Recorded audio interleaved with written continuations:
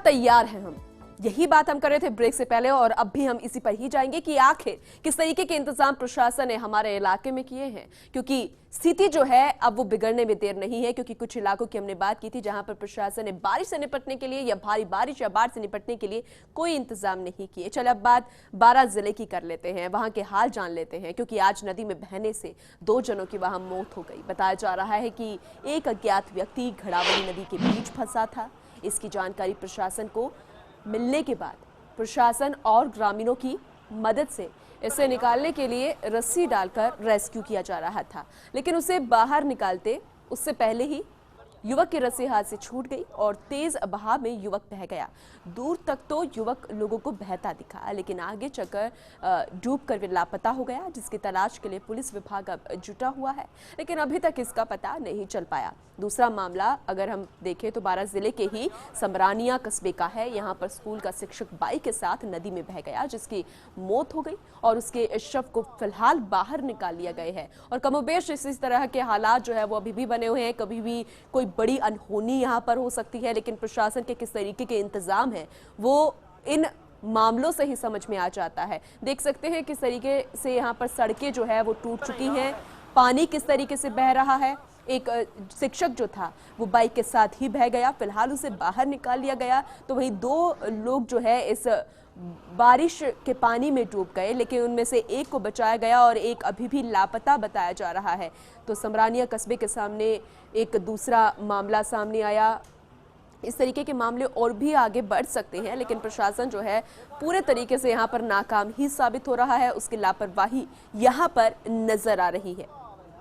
देख सकते हैं बाजारों में भी पानी यहाँ पर नजर आ रहा है। लोग जो हैं सिर्फ यही इंतजार में है कि प्रशासन का कोई नुमाइंदा आएगा, सुरक्षा के इंतजामों की बात यहाँ पर कहेगा और किस तरीके से इस पानी की निकासी हो पाएगी, क्योंकि हर एक सामान जो है उनका भीगता हुआ जा रहा है। जो लोग निचले इलाकों में रहते हैं और जिनके घरों में पानी घुस आया है।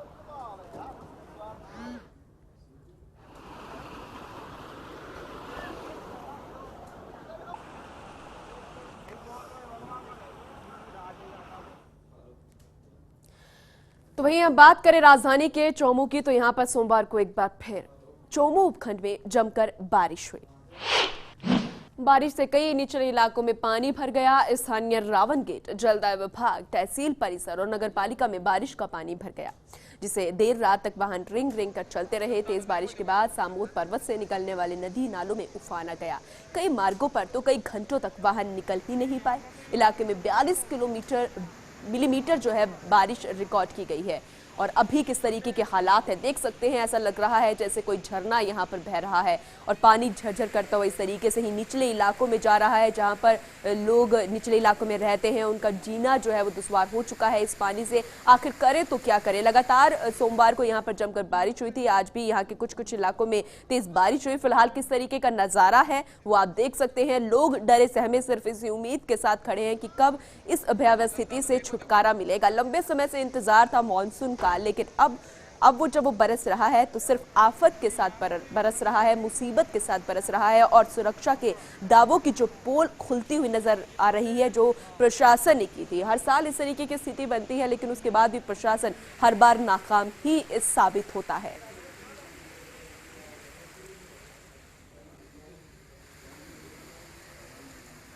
चौमू से हमारे संवाददाता दिनेश कुमावत जुड़ चुके हैं, उनका रुख करते हैं। दिनेश, फिलहाल क्या कुछ स्थिति बन रखी है और क्या वहां पर आज भी मेघ ने जमकर बरसकर लोगों के लिए मुसीबत खड़ी कर दी थी? देखिए, बिल्कुल ये जो स्थिति बारिश से बनी है उसके बाद में जो ग्रामीण इलाके हैं उनमें काफी कुछ बारिश का जो पानी है वो खेतों में भर गया है। आप विजुअल में देख सकते हैं कि किस प्रकार से ये जो सामोद पर्वत से जो नदी नाले जो निकले हैं वो किस प्रकार से बह रहे हैं। तो ये जो नजारा जो देखने को मिला है ये कई सालों में के बाद में लोगों को यहाँ पे देखने को मिला है। जी पूनम, उसके अलावा फिलहाल प्रशासन क्या कुछ कहता है, क्योंकि हर बार इस तरीके की स्थिति बन जाती है लेकिन दावों की पोल खुलती नजर आ जाती है। वहां के लोगों का क्या कुछ कहना है, किस तरीके से अब फिलहाल वो जिंदगी जीने को मजबूर हो गए हैं। कुछ समय पहले तक तो वो इंतजार कर रहे थे बारिश का, लेकिन अब उनके लिए मुसीबत खड़ी हो गई है। क्या कुछ कहना है वहां के लोगों का और प्रशासन का? देखिए, प्रशासन की जो तैयारियां हैं वो पहले के जैसे पहले आधी अधूरी थी, आज भी उनकी जो तैयारियां हैं वो आधी अधूरी है। नगर के अंदर स्थिति जरूर प्रशासन ने सही सुधार रखी है, लेकिन ग्रामीण इलाके जो हैं जहाँ पर स्थिति सुधरनी चाहिए वहाँ अभी भी स्थिति जो है वो बिगड़ी हुई है। अब सामोद पर्वत के आसपास में 3 ऐसे दार्शनिक स्थल हैं जहाँ पर इस प्रकार से पानी का जो वेग इतनी प्रेशर से आता है, जी। तो वहाँ पर पुलिस प्रशासन को वहाँ पर कुछ न कुछ तैयारियां वहाँ पर रखनी चाहिए, क्योंकि वहाँ पर काफी कुछ रस रहता है, तो कोई भी इंसिडेंट घट सकती है। लेकिन प्रशासन ने ऐसा वहाँ पर कुछ भी नहीं कर रखा, ना तो कोई नोटिस वो बोर्ड लगा रखे हैं, ना ही वहाँ पर कोई कर्मचारियों को तैनात किया गया है। यानी पूरी तरीके से उनके दावों की पोल खुलती हुई नजर आ रही है और अब फिलहाल जब मुसीबत यहाँ पर इलाके में खड़ी हो गई है तब वो यहाँ पर नजर नहीं आ रहे। बहुत बहुत शुक्रिया दिनेश तमाम यहाँ पर जानकारी देने के लिए और वहाँ के हाल बताने के लिए कि किस तरीके से लोग परेशान हैं और प्रशासन जो है कि बेखबर बना हुआ है या फिर जानकर अनजान बनता हुआ नजर आ रहा है।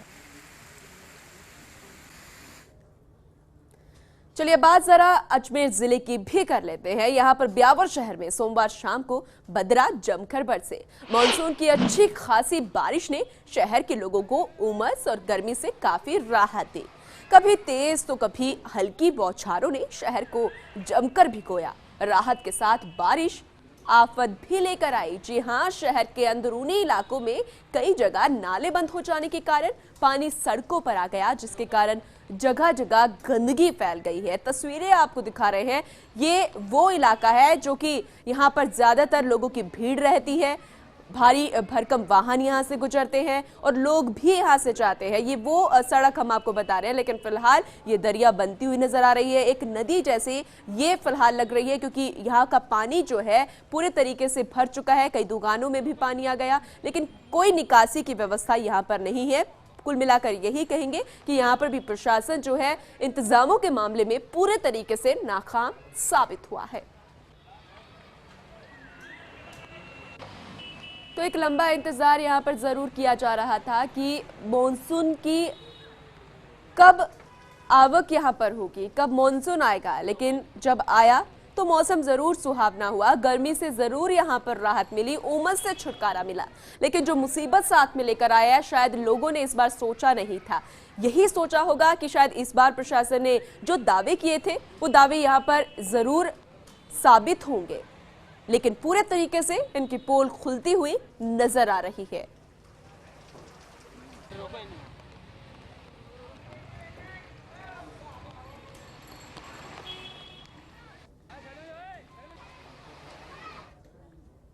चलिए अलवर के हाल भी जान लेते हैं। यहाँ पर राजगढ़ सहित आसपास के क्षेत्र में पड़ रही तेज गर्मी और उमस से लोगों को राहत मिल गई है। दरअसल सुबह करीब 5 बजे से बारिश का दौर 11 बजे तक जारी रहा। बरसात से निचले और कच्चे इलाकों में भी पानी इकट्ठा हो गया है। राजगढ़ में हुई पहली बरसात ने नगरपालिका प्रशासन की पोल खोलकर रख दी है। नालों की सफाई नहीं होने के कारण बरसात का पानी सड़कों पर आ गया है। यहाँ के लोग परेशान होते हुए नजर आ रहे हैं और इस पानी की वजह से जो नालियों का पानी है सड़कों पर आ गया है। कुछ निचले इलाकों में घर थे, उनके घरों के अंदर भी पानी घुस गया है। गंदगी इसके साथ में आ रही है। लोग किस तरीके से पानी निकालते हुए नजर आ रहे हैं। मौसम का मजा लेने के लिए इंतजार कर रहे थे कि जब बारिश आएगी तो उस मौसम का लुत्फ ये उठाएंगे, लेकिन अब इनके लिए मुसीबत खड़ी हो गई है। एक बदबू भी यहाँ पर आ रही है क्योंकि पानी के साथ गंदगी आ गई है। लोग जो है परेशान होते हुए नजर आ रहे हैं। निकासी की कोई व्यवस्था यहाँ पर नहीं की है। कुल मिलाकर यहाँ का हाल भी यही है कि प्रशासन ने जो दावे किए थे वो भी फेल साबित हुए हैं। पूरे तरीके से उन दावों की पोल खुलती हुई नजर आ रही है।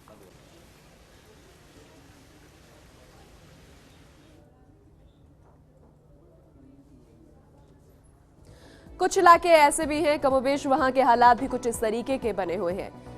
पूरे विश्लेषण के बाद यही सामने आया है कि प्रशासन ने जो दावे किए थे वो पूरे तरीके से फेल साबित हुए हैं। कहते थे कि हाँ तैयार हैं हम, लेकिन बिल्कुल तैयार प्रशासन नजर नहीं आया है। उम्मीद करते हैं कि इस तरीके की भयावह स्थिति जैसी दूसरे राज्यों में बनी है राजस्थान प्रदेश में ना बनती हुई नजर आए। फिलहाल खास प्रोग्राम में इतना ही, लेकिन खबरों का सिलसिला लगातार जारी है। आप देखते रहिए फर्स्ट इंडिया। नमस्कार।